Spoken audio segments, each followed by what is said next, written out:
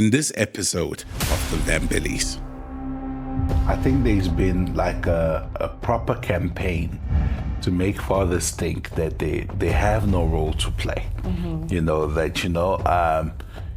needed in the home, you're not needed, and that's the problem. Even fathers themselves, the children who were raised without fathers have themselves almost accepted that they don't have a role to play from a state of brokenness. So when you said earlier that some children have come out from pleasure, I want to go further and say a lot have come out of brokenness, the expression of brokenness, lust, and or the need to be wanted or affirmed. Someone just wanted a moment of affirmation and got a child in return. I come from a broken family. This is in hindsight. It's later on where you're like, wait a minute, who defined manhood for me? Not just who defined, what am I doing?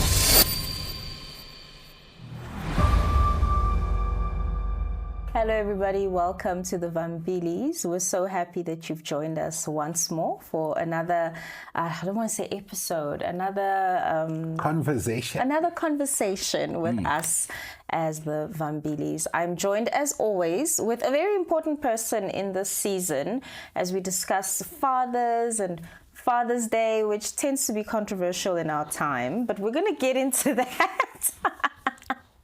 Would you introduce yourself, Father? Yeah. I am Father Dany Vambili. I sound like a priest now, Yeah. I am a father, proud to be a father. Very endangered in this society. And I'm Hephzibah Vambili, and that's what we're talking about today in the spirit of what has just, I think we've just passed Father's Day, and fatherhood is very strangely a sore topic for so many people in our modern time. So we thought we'd actually tackle this biblically and speak about, well, I think we've called it the attack on fatherhood, but Dany, what would you call it? Oh, wow. I think the dismissal of fathers, I really think... By whom? And that's the problem. Even fathers themselves. I think there's been like a proper campaign to make fathers think that they have no role to play. You're not needed in the home, you're not needed in the family, you're not important. And unfortunately, a lot of fathers have, or should I say, the children who were raised without fathers have themselves almost accepted that they don't have a role to play in their families. So we almost seeing a cycle that because there's such a void already, that people don't know the importance of their role as fathers.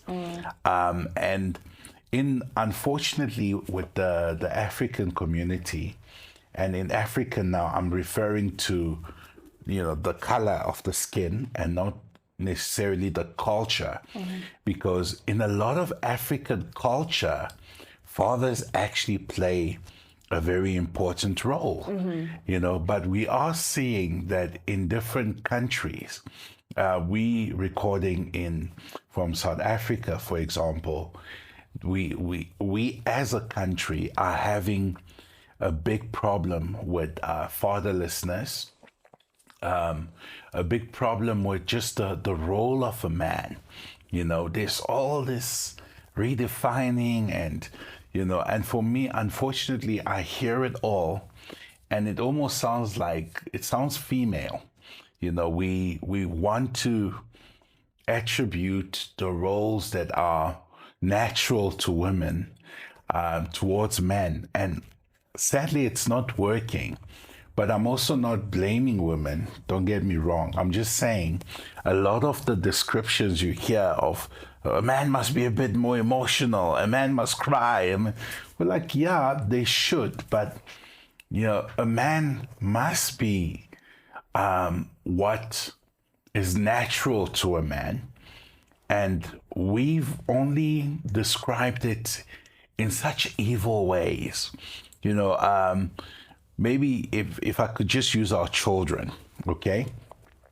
We've noticed, and I feel sorry for my wife as I say this, okay? Our son, one of our sons, would do things that are dangerous, okay? He will climb up something and he will fall. And mom's natural reaction is protect, And then sometimes dad has to intervene and say, babes, I know he fell, but he will feel a lot better if he can get it done, And now we have to let him try again with the risk that he might fall again, But there's nothing better than seeing that child get through it. Now, as a dad, I understand this. This is normal because that's who I am as a man, And I feel like this is the beauty of male and female. That's why for me, a home just cannot fully function without both those roles coming together and balancing each other, because studies have shown that men who are not married die earlier because there's nothing balancing that risk. There's the beauty of the two working together is the man's like, okay, let me go. Those videos you see online where men are just being dangerous, being so dangerous. And I love the comments. The women are just like, what is going on here? And the men in the comments are laughing because it's like, deep down you would have, Deep down, as a man, like, we would have tried this, okay? But that balance is now the beauty, where if the risk is directed well, you'll find that a lot of men, we have this untamed spirit. That spirit wants to risk.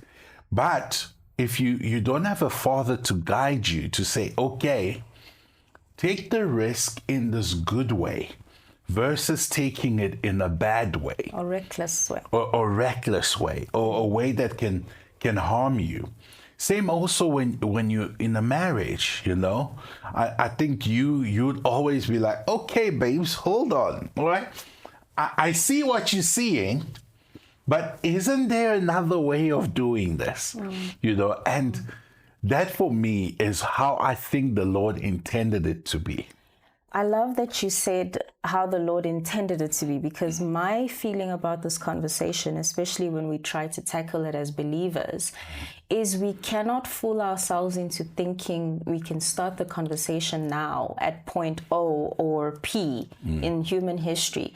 We have to go back to point A. How far have we steered off from the original design? Because even when we're talking about the issue of fatherlessness, we have to be forward in saying that in our world today, we have never been more further away from Scripture. We have never refused God more. And a lot of us do not link our refusal of biblical principles to the downfall of our societies. The more we go away from biblical principles, the more we're complaining about what is the role of a man, what is the role of a woman.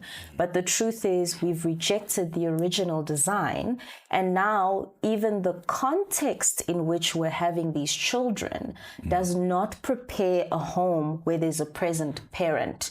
And today we're talking about fathers, but you and I have often spoken about just because the mother stayed doesn't mean she was a good mom either. So why are we having these children? When are we having these children? Have we prepared a place for these children? When we speak about biblically, recently the Lord was really on my case about the fact that as humanity, we do not prepare, which is a biblical principle. And the way that the Lord put it to me, Dany, was He said to me in one of my prayer sessions, he said to me, am I not God? I said, yes, you are God. He said, do I not know everything? And I'm like, yeah, you know everything. And he said, did I not rest on the seventh day? I said, yes, you rested on the seventh day. And then he said, then why have I gone to prepare a place for you?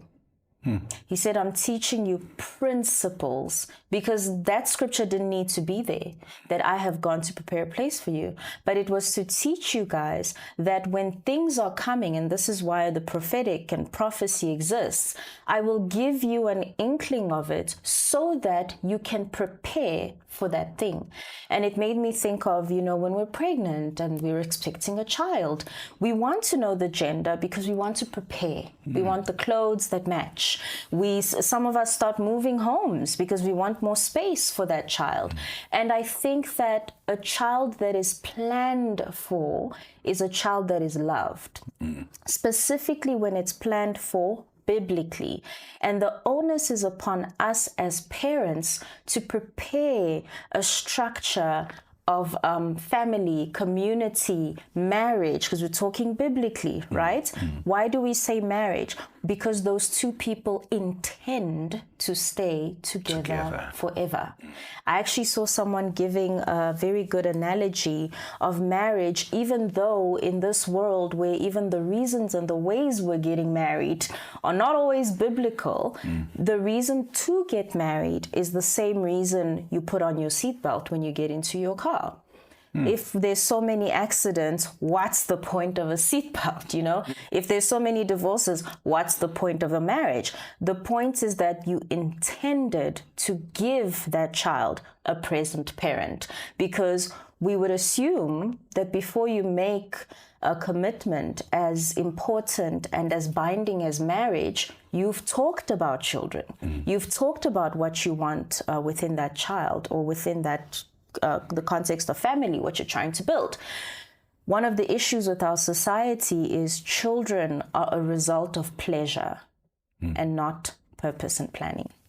So a lot of children are born while the two of you are doing life, and the child becomes a hindrance to that life. This is probably a whole other episode, but I believe that's why there's an anti-child sentiment, because we see children as the stoppage of our pleasure and not as the prep for a future generation. So the way we are seeing life in general has been so far removed from scripture. That's why the conversation of reconfiguring fatherhood, motherhood has happened. Now, with fatherhood, I just quickly want to read something, and then I want to ask you how you think this particular thing figures today when we're talking about the dismissal or the attack on fatherhood. A lot of us in era, like we keep saying, let's bring it back to biblical. We cannot talk about men and patriarchy and the way that we see men, which you said was so negative. We cannot talk about those things like that was God's original design. We have to admit what happened and what are we choosing, because we now have a choice. In Genesis 3, verse 16, it's one of the many punishments, if you will, punitive measures that the Lord gave for Adam and Eve and the fall in the garden. This is a very important one with regards to masculinity and femininity that I think is often overlooked. It says, Genesis 3:16, to the woman he said, I will greatly multiply your pain in childbirth. In pain you shall deliver children. Look what comes afterwards. Yet your desire will be for your husband, and he shall rule over you. If that is a punishment, then you need to assume, it's a safe assumption, that what was handed down was not like that before. Your desire shall be for your husband. And you see this in these relationships. Now here, obviously, the Lord is speaking specifically towards marriage, but you will see it in women with regards to men. You will want his attention, but he will rule over you. When they were working in the garden, there wasn't that clear distinction of ruling. It was called helper. It almost made it sound as if we walked side by side but had different calls, if you will. With the fall of man, this ruling over, that literally sounds like what we call patriarchy today. We need to admit that there is a breakdown between male and female that I believe has, over time and the centuries and our decision to stay away from biblical principles, is playing out in the, not just the fatherlessness, but that in the way we see men. I can safely say, you can correct me because you're the man we're talking about, that the man ruling over you as a woman is pushing a lot of the negative discourse about men. Because if you consider that most men and most women are no longer living biblically, how much more will that desire for the man and the ruling over the woman be catastrophic? Sure.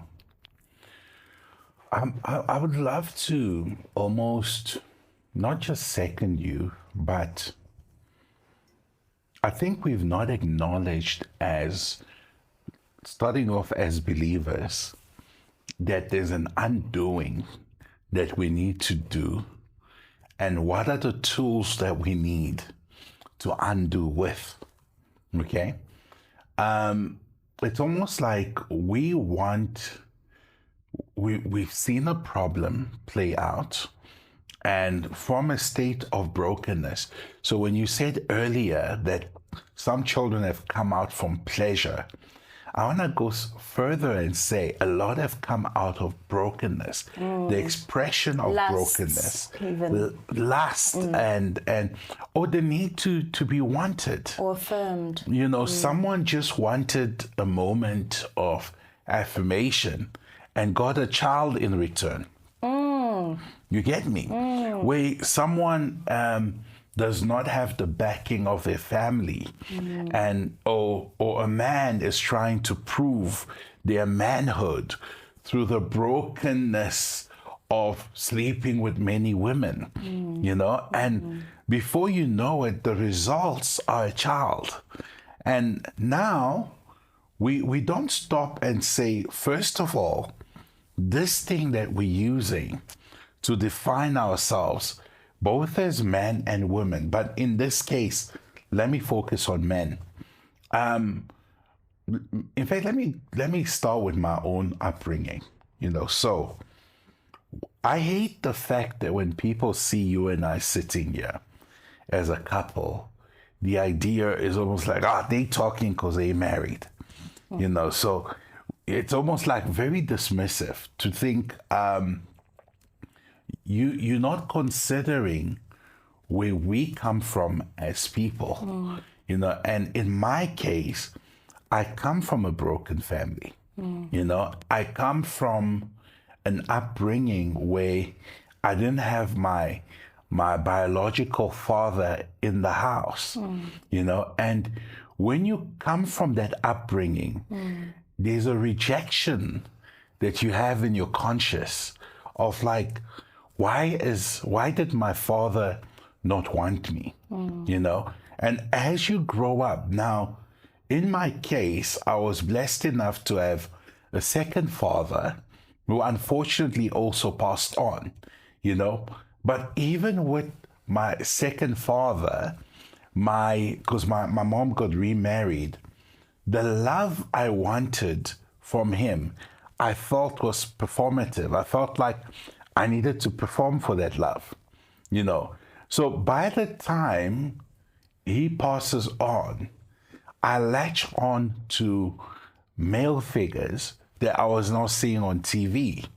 Okay, now, my male figures were DMX, all these different rappers.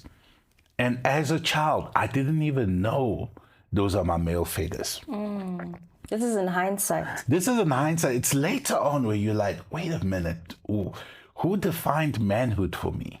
You know, like not just what am I doing? You know, now you get saved, or in my case, I got saved quite young, but those influences were already somehow in my DNA. unconsciously and consciously. So now though the church tried to almost teach you what manhood was, I don't think there was enough done to deconstruct and go back to the beginning to say, okay, bro, all of you who didn't have fathers at home, come line up here. Let's start with you.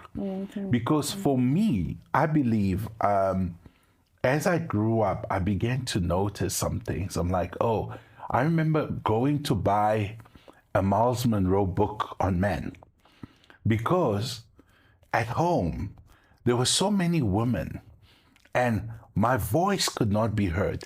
Not in a bad way. It's just that they're more expressive and there's... Their language was protection.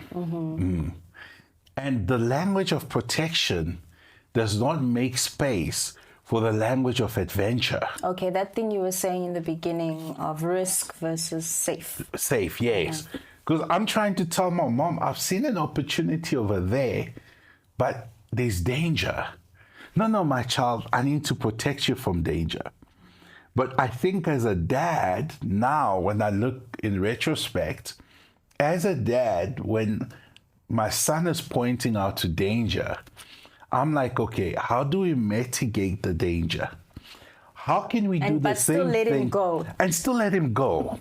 Like, we're not trying to keep you in our protection as fathers. We're trying to help you stand up by yourself. And I think it's sad for me sometimes when well-meaning parents end up broken. So if I can just balance this for a moment, there are also times when, as a father, I want my child to stand and they're just not ready to stand. And it's always beautiful when my wife comes and says, babes, I don't think they can do it yet. It's not yet time. Are you hearing me? There's a balance in all this, but it gets worse as a man. So when you are a boy and you don't have your father and you're trying to put the pieces together.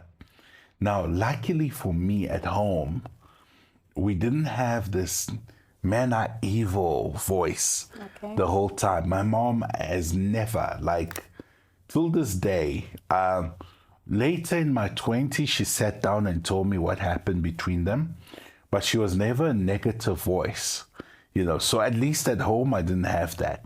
So it felt like I'm trying to navigate my manhood without having a dad at home, without having an example for my biological father. But I live in a world where everything I hear about man is negative, So it's almost, and the only way I can explain that to someone who's not male is picture trying to do good and everything you hear about yourself is negative. You want to do good. You're like, okay, where do I do good? How do I do good? And it's like, now you're all the same. You're all the same. So now, even normal mistakes that every human being would make, you just start thinking, okay, is this a mistake or am I just the same? So going back to the biblical image, I think we even when we define manhood and we look at the examples, we need to go back to the beginning and say, you know what? The Lord found it fit that even when he made Adam by himself, that was not enough. That something was missing. Dude was not looking at animals. Like, yo, what's going on over there? And he had to realize, man, there's a void here, And in that realization, the Lord then said, man, let me give you that suitable help. A suitable helper, like someone who fulfills you, and you realize that men need their women, and it's a beautiful, balanced relationship where the one does not function without the other, at least not in the way that they should. We do find scriptures that there are special cases of people who can live by themselves. Personally, I'm not one of them. But manhood for me is almost like it's a journey you heal into, because all your experiences are negative. You heal into your manhood. The things you've been taught are not correct. The voices around you are not correct. And even the men who are trying to build with you are dealing themselves. Even you who are trying to build, you're also dealing. So there is so much uncertainty. It's not like you've got this right way. You're like, man, what happened to that guy? I thought he was doing it right. Or what are the generational issues that I don't even know yet that I'm going to face? True. I don't want you to stop just yet. We are doing multiple parts to this episode, seeing as it is Father's season. I think it's important for us to hear the men speak. Dany and I often speak about how men just don't speak. Yeah. So we don't hear the perspective of manhood, whether we're talking about being a son, being a father, or being a spouse. And I think with the way things are going in society, it's even more important for us to begin to talk about manhood, because women, we naturally talk to each other. So that tends to be the voice that's even speaking about manhood. But we're tackling this more in our next episode, so stay tuned.